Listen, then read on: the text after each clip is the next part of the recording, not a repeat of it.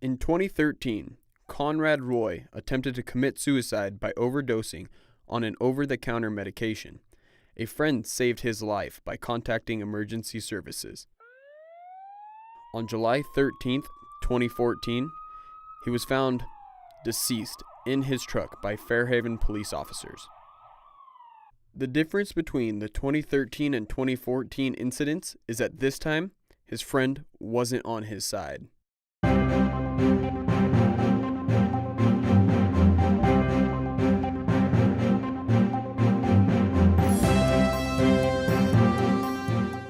We sat down for an exclusive interview with Conrad's attorney to find out what exactly happened. Tell me a bit about Fairhaven. Fairhaven is a small town right outside the Boston, Massachusetts area. In 2013, a year before Conrad's death, the community was struck with a tragic bombing during the Boston Marathon. And ever since then, the community has grown tired of innocent lives being taken. Conrad was previously receiving mental health treatment since 2011 and had previously attempted suicide in 2013, both of which Michelle Carter had full knowledge of.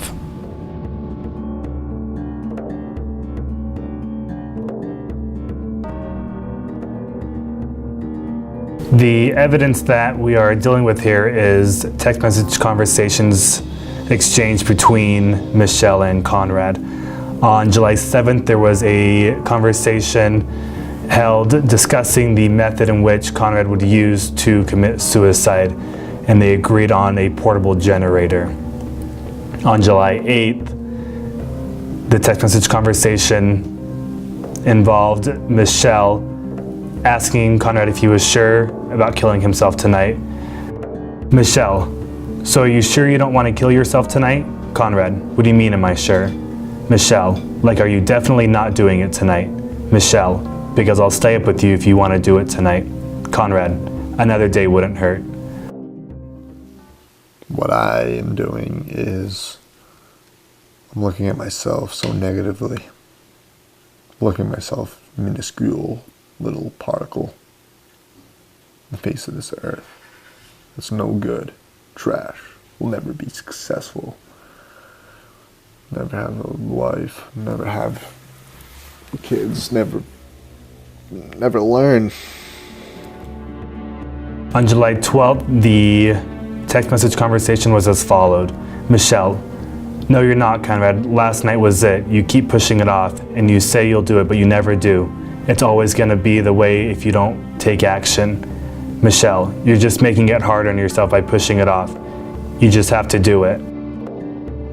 Later that night, there was a phone conversation held between Michelle and Conrad in which the victim got out of his truck because he was scared, and the defendant commanded him to get back in.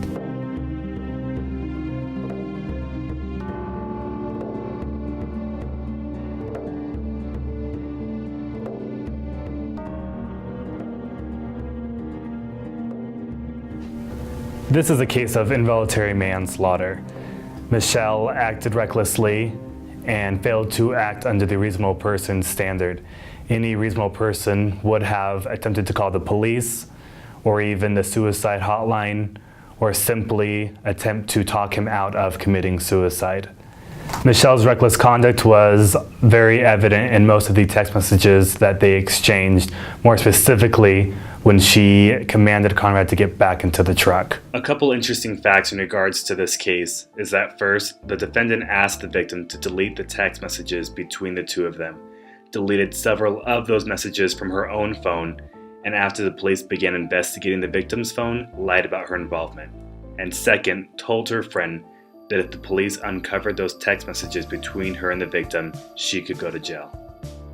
On August 3rd, 2017, Michelle Carter was sentenced to 2.5 years in the Bristol County House of Correction for involuntary manslaughter, with only 15 months to be served and the rest suspended, followed by 5 years of probation. Carter then made a motion for a directed verdict, rejecting the argument that there was no law prohibiting the encouragement of suicide, arguing that as a matter of law, words alone without a physical act could not sustain a manslaughter charge. The judge allowed her to remain free while she appealed. However, the Massachusetts highest court recently upheld her conviction, in February of 2019, saying her actions did cause Roy's death. The following week, the judge ruled that she should start her sentence while they take her case to the U.S. Supreme Court, where it is currently pending. Now that you, the audience, have the facts, what do you think? Hi, this is Conrad Henry Roy III, reporting to you about what's going on through my mind, what's going on through my head the last few days. I'm introverted, nice and caring. That's some benefits. I'm a nice kid. But it comes to a point where I'm just